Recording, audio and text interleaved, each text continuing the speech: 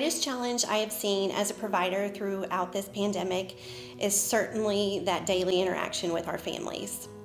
We've had to move to that less personable greeting at the beginning of our day, and it's rushed through the form of a car rider line. So there's just minimal time there to really find out how the children's evening went, or if there's any changes within the family, if there's any needs that, they're not comfortable just telling that car attendant in the morning. We've lost that personal touch. So again, early childhood care facilities that sort of operate on a co-op model for a variety of small and medium-sized employers can offer the same benefits the larger employers can provide at scale at their own facilities. So again, it wouldn't necessarily be at your workplace, but very close to your workplace for small and medium-sized employers to find affordable, or in many cases free childcare for their employees.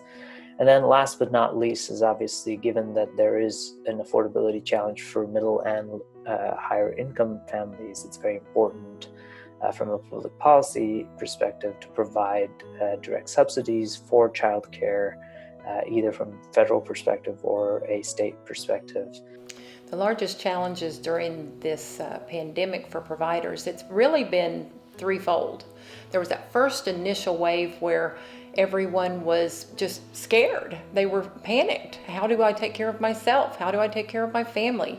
And continue to be responsible for the children that you have a commitment to, the families you have a commitment to.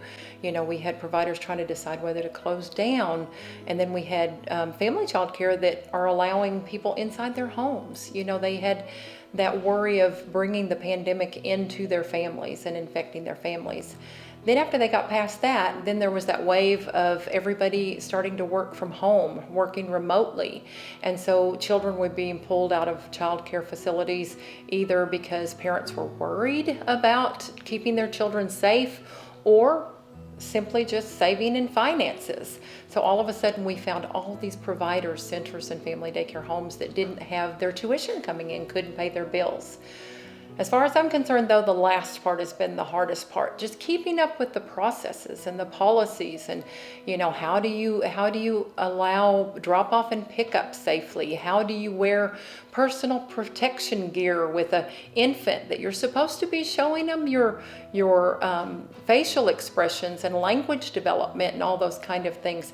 And then the cleaning. Oh my goodness, the cleaning has just been so advanced and so much more than what providers could have ever expected.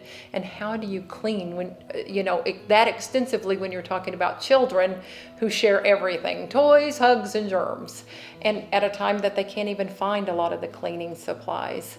So those have been a lot of the challenges during this pandemic.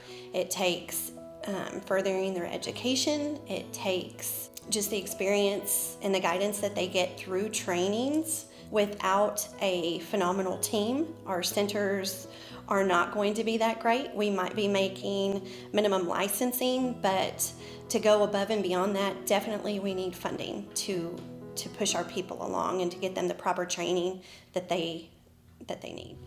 We would like to thank all of those who participated in our endeavor to show the impact of quality care in our community. Get involved, contact our office with the information shown below.